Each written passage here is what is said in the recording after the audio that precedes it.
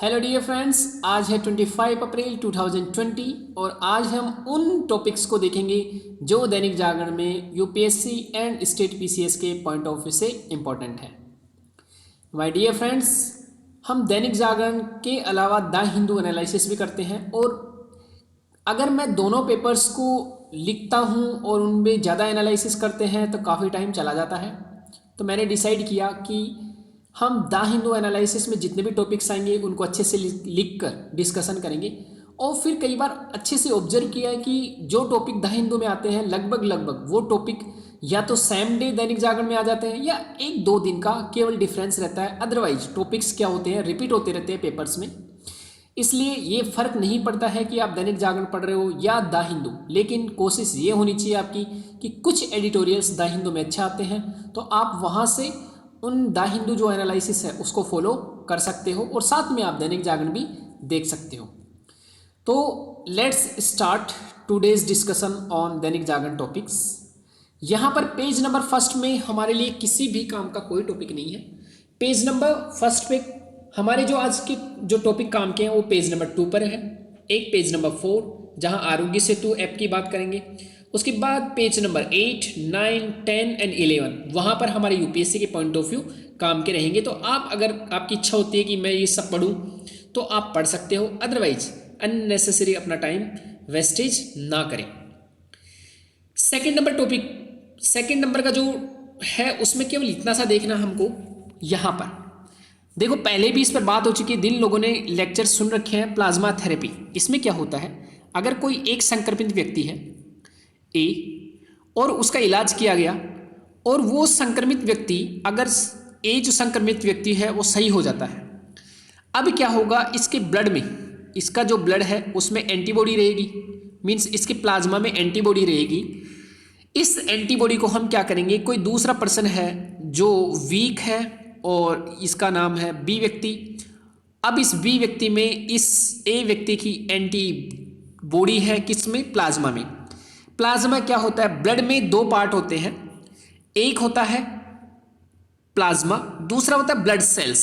तो प्लाज्मा में काफ़ी एंटीबॉडीज रहती है। इन जो सही व्यक्ति हो गया ए, उसकी एंटीबॉडी को हम बी व्यक्ति में डाल देंगे और हो सकता है बी व्यक्ति भी इससे सही हो जाए।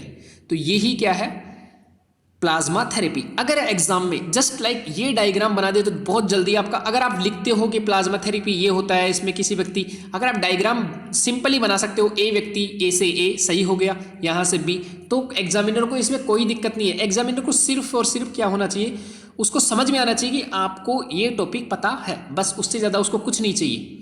आप कुछ भी बनाओ, केवल उसको आपका अंडरस्टैंडिंग जो है वो पता होनी चाहिए। तो प्लाज्मा थेरेपी आप थोड़ा सा याद रखना, पहले इस पर डिस्कशन कर चुके हैं हम बहुत अच्छे से। तो इस पेज पर केवल एक काम का है, पेज नंबर 3 पर कोई भी काम की न्यूज़ नहीं है हमारे लिए।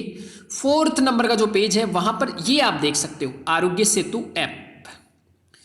आरोग्य सेतु ऐप जो है इसके ऊपर भी पहले डिस्कशन कर चुके हैं हम।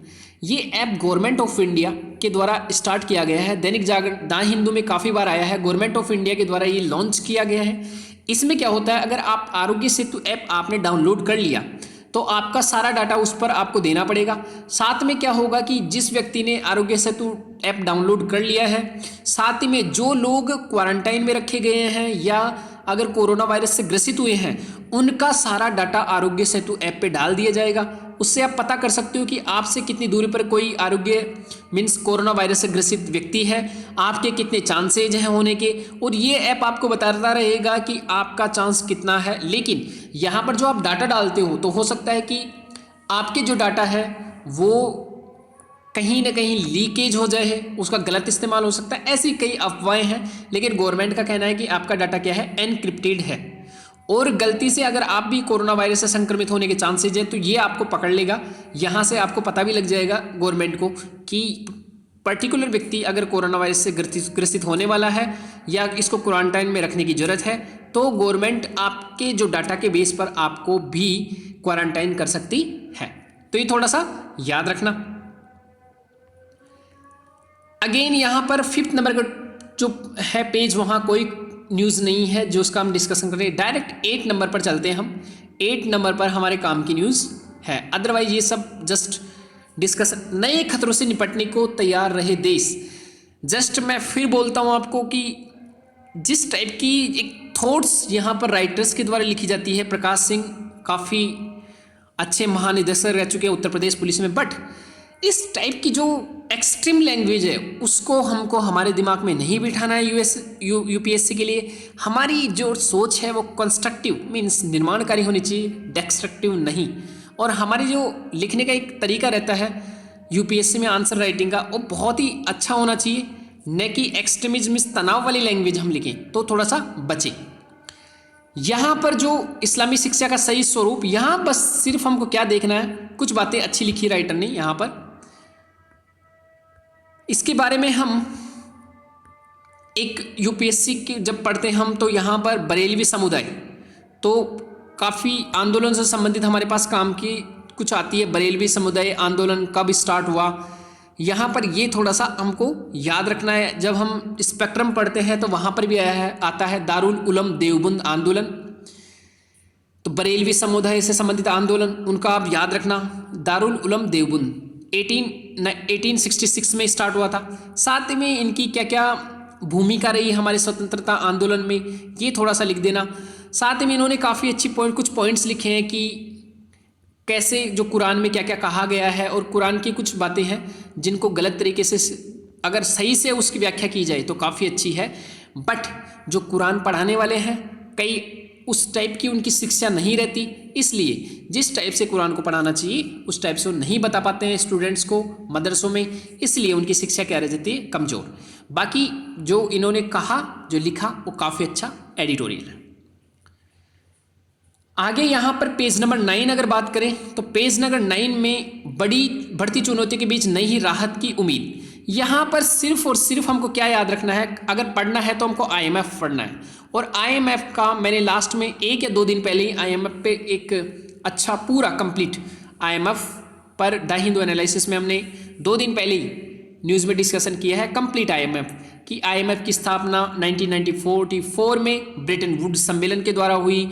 आईएमएफ लोन केवल सदस्य देशों को देता है, ग्लोबल फाइनेंशियल स्टेबिलिटी रिपोर्ट और उसके बाद वर्ल्ड इकोनॉमिक आउटलुक रिपोर्ट ये आईएमएफ निकालता है। आईएमएफ से कम 5 से 6 बार यूपीएससी में डायरेक्टली क्वेश्चन पूछ लिया जाता है, और हर 1 साल बाद यूपीएससी से फिक्स है कि आईएमएफ से क्वेश्चन पूछे। तो आईएमएफ के बारे में पिछला जो लेक्चर था 2 दिन पहले उसको आप जरूर जाकर देखिए द हिंदू एनालिसिस से।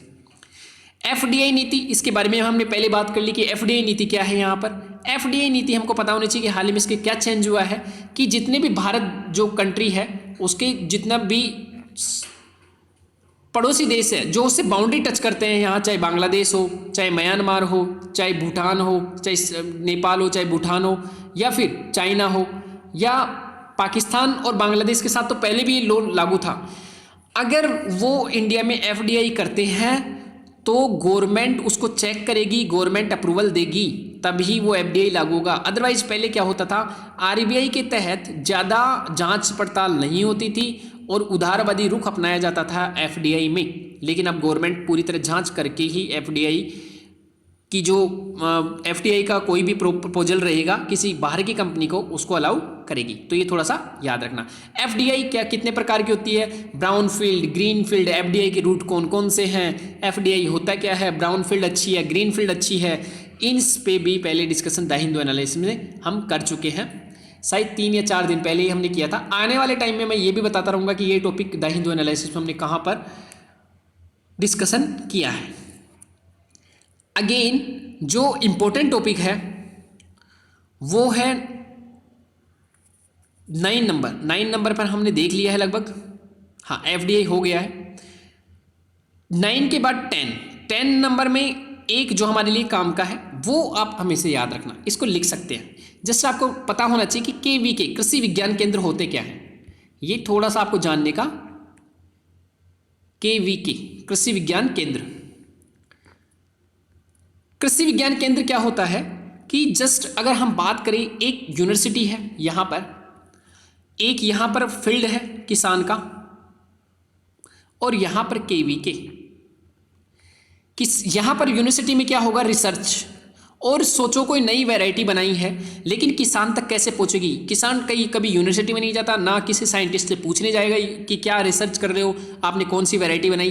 तो यहाँ से रिसर्च पहले केवीके में पहुंचाया जाता है। केवीके अटैच रहता है किसानों से पर्टिकुलर, और यहाँ केवीके से जो मीन्स ये एक तरह से एक्सटेंशन का काम करता है, प्रसार का काम करता है। जो भी कोई रिसर्च हुई है, कोई नई वैरायटी बनी है, उनको केवीके द्वारा किसानों तक पहुंचाया जाता है। और ये बहुत इंपॉर्टेंट है, मीन्स ये एक तरह से लैब टू लैंड काम करता है। मीन्स लैब में जो जो काम हो रहा है उसे लैंड तक पहुंचाना, मीन्स जमीन तक पहुंचाना, ये काम कौन करता है? केवीके। तो कृषि विज्ञान केंद्र का क्या इंपॉर्टेंस है, आप हमेशा याद रखना। पेज नंबर 11, यहां पर हमारे लिए जो काम का टॉपिक है ये है। इस पर हमने कल भी डिस्कशन किया था। कल के द हिंदू एनालिसिस में आप देखना, साउथ चाइना सी, वहां पर 9 डैश लाइन क्या है यह हमने देखा था। उसके बाद फिलीपींस सागर, वो एक इंपॉर्टेंट है। वहां पर स्पार्टले एक द्वीप है, स्पार्टले, तो वो भी बहुत इंपॉर्टेंट है कि वहां पर जो कृत्रिम द्वीपों का निर्माण कर रहा है कौन? चाइना। जबकि अगर हम बात करें कि यूएसए के पास पार्ट कम है साउथ चाइना सी में, लेकिन वो ज़्यादा पार्ट का दावा करता है, और कई देशों की जो एक्सक्लूसिव इकोनॉमिक जो बाउंड्री है, एक्सक्लूसिव इकोनॉमिक जोन, उसको भी वो अपना अधिकार जताता है उसके ऊपर भी। तो देखो यहाँ पर पार्ट होना चाहिए इतना यूएसए का, चाइना साउथ चाइना सी में, लेकिन उसके बावजूद ये क्या है, इसकी ज़्यादा सीमा अपने ऊपर दावा जताता है। और 9 dash line, 9 dash means historical उसका बताता है इंपॉर्टेंस कि हमारा अधिकार किसी समय 9 डैश लाइन के अनुसार पूरे साउथ चाइना सी पर था। तो ये हमेशा कॉन्फ्लिक्ट का विषय रहता है, आप वहाँ पर जाके इसको देखें या अपने लेवल पर भी आप इसको कर सकते हो। तो ये सभी टॉपिक थे जो आज पढ़ने लायक है दैनिक जागरण में। कल से मैं सुबह जितना पॉसिबल हो सकेगा जल्दी 7 या 8 बजे आपको कोशिश करूंगा कि द हिंदू एनालिसिस, साथ में ही दैनिक जागरण के कौन कौन से टॉपिक्स आपको पढ़ने चाहिए वो सब बताऊंगा। और माय डियर फ्रेंड्स, अगर आप एक्सपीरियंस्ड स्टूडेंट हो, यूपीएससी के लिए बारे में आप सब जानते हो, कैसे द हिंदू एनालाइज करना चाहिए, द हिंदू कैसे पढ़ना चाहिए, और दैनिक जागरण में कौन कौन से टॉपिक आप अगर जल्दी से सेलेक्ट कर लेते हो, तो मैं नहीं समझता कि आपको ज़रूरत है ये सब देखने की। बट ये सब उन लोगों के लिए है जनरली जो नए स्टूडेंट्स हैं, जिनको पता ही नहीं है, कई घंटे मीन्स कई आवर्स वो न्यूज़पेपर में निकाल देते हैं। स्पेशली मैं उनके लिए भी बना रहा हूँ। हाँ, द हिंदू एनालिसिस आप कोई भी स्टूडेंट फॉलो कर सकते हो, क्योंकि वो एक हाई लेवल का है, उसको कोई भी स्टूडेंट फॉलो कर सकता है। साथ में मेरा जो नए स्टूडेंट्स उनको यही कहना रहेगा कि सिलेबस को हमेशा अपने साथ रखें, और ये पता रहेगा उसके बाद कि जो मैं टॉपिक पढ़ रहा हूँ वो सिलेबस में किस पार्ट का है। धीरे धीरे आप खुद ही सीख जाओगे कि जो पेपर है उसको देखते ही पता लग जाएगा पूरे एक पर्टिकुलर पेज पर कि कौन सा टॉपिक मेरे काम का है। तो ये कोशिश आप हमेशा करके रखना, सिलेबस और क्वेश्चन पेपर। तो my dear friends, thank you very much for today's the Hindu analysis, Dainik Jagran analysis about the topics important for our UPSC exam.